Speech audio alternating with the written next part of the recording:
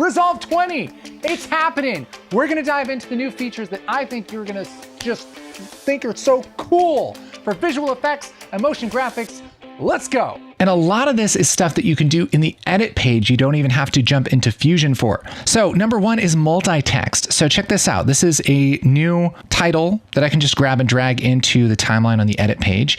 And at first it looks just like a normal text title. But if I open up the inspector here, we'll notice there are a couple things that are different. Namely, we have this text list right here, which is like a way to make multiple different layers for your title. And you could have the big title like this. You could set your size and all of that stuff. But then you can also add just like a new layer of text. So I could just click this button right here and we'll call this subtitle and make this a totally different style, different size, different font, different weight, different tracking, all of that stuff. And you can even go into layout and adjust the size. And so you have multiple text things all at once. This is so convenient because if you want to make any kind of motion graphic with text, or you want to quickly mock up a logo or something that's just a little bit fancier, you don't have to use a bunch of different text layers here on the edit page. You can just have this one multi-text and do all of your adjustments there and make this as one kind of big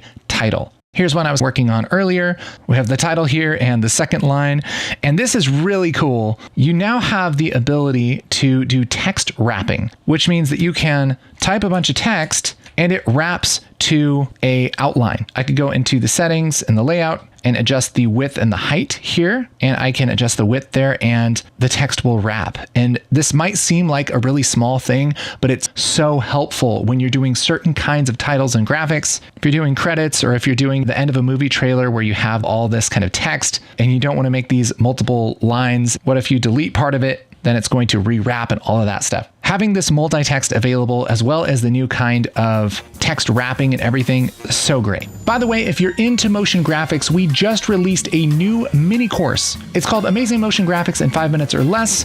You can get that for free right there. There's also a link down in the description. Click on that, sign up, and we'll learn some cool motion graphics techniques that you can use in any video. Very exciting. All right, back to the new features. Next big thing I want to talk about is the ability to adjust keyframes very nicely on the edit page. Check this out. I'm going to go up to the upper left here, and there is a new button on the edit page called keyframes. And when I click on that, we have this nice little panel right here that will display all of our keyframes and let us edit them and stuff. So I have this text. I'll just switch over to the settings. So this is just the transform settings for this title as a whole. I could do something like adjust the position. And so let's maybe make this position here, and then I'll set a keyframe just by clicking on this little diamond, and then I'll move this over and maybe we'll scroll this down, something like that. Now we have this scrolling down like this, which is great. We could do that before, but now we can adjust the timing really easily with this keyframes panel right here. Before, we had this awkward little drop down that was inside of the clip and the controls for it were miserable. Now they're really nice. And so thanks, Blackmagic. And so I can adjust the timing of these keyframes just by moving them around here. I also have a little keyframe panel right here that's in the timeline so that I can actually see the timing as it relates to my actual clip. And so this is just a little bit more intuitive. It will let me stretch out these keyframes to be the length of the clip. I can make it shorter or longer and adjust the timing with this, and it zooms and scales based on the zoom of my timeline here. So that's really great. But what is super great is the ability to ease these keyframes. So when we have something move on screen, we don't want it to just immediately start moving. We want it to ramp up, start slowly and then get faster. So what we can do is go up to our keyframes panel here, and there is a little icon in the upper left, and we click that, and that is our curve editor. So this lets us adjust the curves of our animation. So I can select these keyframes and go up here to these little buttons right here, and that adjusts the easing. So I'll just hit this little hump button here, and that will put handles on my keyframes and let me adjust them. I can hold shift and grab this handle and push it out like this. And so now that very nicely ramps up to speed. Oh man, I've been waiting for this for so long. The thing that's amazing about this is that you can actually do some high quality motion graphics here in the edit page because your animation tools are actually there. This has been a huge reason to jump into Fusion for a long time, is because you can actually get this kind of control. But now that we have this in the edit page, a whole bunch of possibilities open up that are really exciting. Now, something that I'm hoping for the future is that they have some way to just ease this keyframe really easily by either alt-clicking on it or right-clicking or something like that. It doesn't look like that's in there yet, but you can adjust the timing, which is very helpful for whatever clip you have selected. This is a massive new feature, and I'm so excited about it. Next new feature that I just love is the ability to grab a Photoshop file, drag it into the timeline, and then split it up into layers in the timeline. Check this out. So this is a PSD file of our little cartoon guy here. All I did was drag it into the media pool and then put it into the timeline. But look at this. I can right click on this PSD and go up to split PSD layers in place. And when I do that, it's going to take all the layers from that Photoshop file and it's going to put them on different tracks of the timeline. And so I can actually access all these individual layers. Check this out. So I can move the layers separately now. This is a huge deal. This is so cool because before we can bring a PSD into Fusion, we could also, of course, export the different layers in a PSD and bring them all in and put the layer stack in the timeline. But this just makes it so convenient and easy to just bring things in as a group and then just make those layers available and stacked. And it's so much easier. So I was thinking about something cool that we could do with this. And here I have a Photoshop file with just a bunch of scratches. Each of these little scratches is on a different layer. I could right click on this, split PSD layers in place, and now I have all these different assets split out on my timeline. And so I could disable or enable each of these as I want to adjust the strength. You can make a collection of assets to stylize your videos, things like different textures or icons or something like that, and just put it in a PSD file. And you could bring that into Resolve and then just break out the layers and pick the ones that you want. I think that'd be a super slick way to kind of share some assets. So I was playing around with that idea and I made a multi-text title, put some of the scratches over it, got a solid color, and animated these layers with the new keyframe panel. And you can get some really cool stuff going that normally I would think I'd probably want to go to Fusion to do. Look at that, like animating these scratches and the color coming in and everything. And you can ease the keyframes and it's just, it's so beautiful. There's so many cool things we can do with this. Next, let's take a little trip into Fusion. There are a bunch of really cool updates for Fusion that I think are probably going to fly under the radar a little bit, but these are really cool. So here I have a 3D render from Blender, which rhymes, which is fun. And this is an EXR file. Now, if you're not familiar with an EXR file, it's like a multi-layer,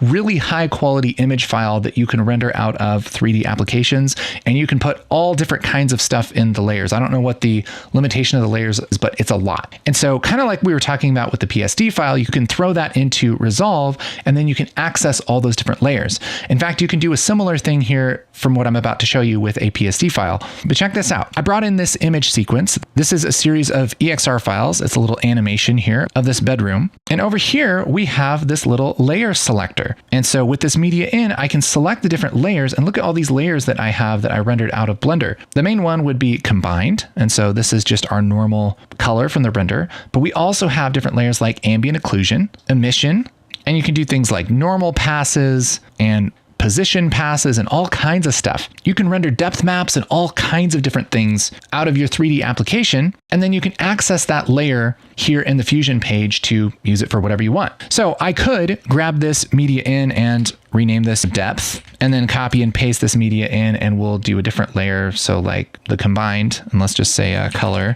And I could have my color and I could make some kind of fog. Let's just make green poison fog, right? This is going to be a poisonous place.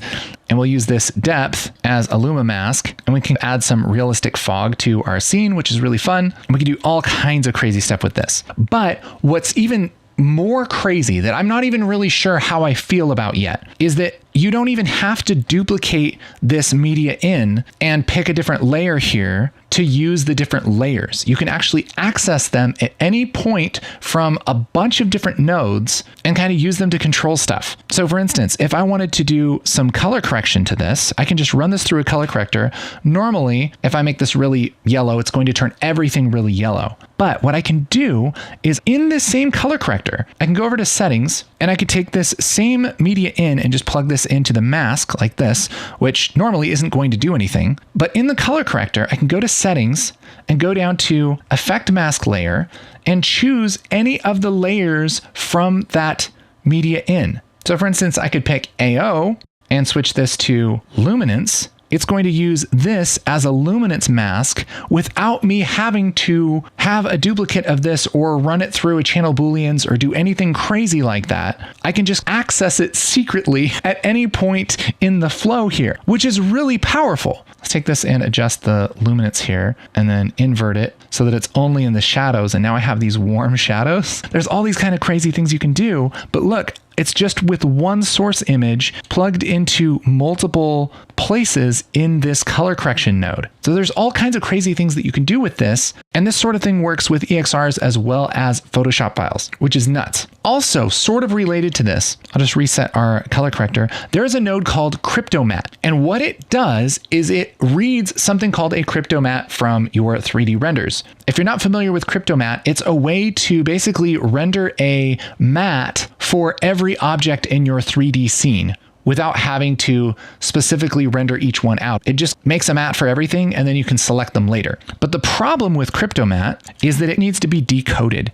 So if I have my original image here and I go to layer crypto object and look at it, it looks weird. It doesn't really show you a matte. It's like a bunch of information that kind of needs to be deciphered to actually be made into a matte. And there has been a way to do that with a Reactor plugin for a long time, but now they have a node called CryptoMatte right here inside of Fusion. You don't have to download Reactor. And I will say it is a little better. It's very nice. This is supposed to work with a media in just like I've been using, but there's a little bug with it right now, which I'm sure they'll fix. But for now, I can use a loader. So a loader is just a way to bring media into the Fusion page directly without having to go through Resolve. Sometimes gives you some better performance, but I'll just load this in like this and then bring up CryptoMatte like this. And check this out. This, if we plug our EXR into this, will figure out the layer that has the CryptoMatte in it. And then you can choose which layer to use. And look at this. These are mattes of everything in the 3D scene. And they're animated with the animation and everything. And so you can choose what object you want to isolate and make a matte for. And so let's say I just want to select these dressers here. I can use my CryptoMatte and just go to select matte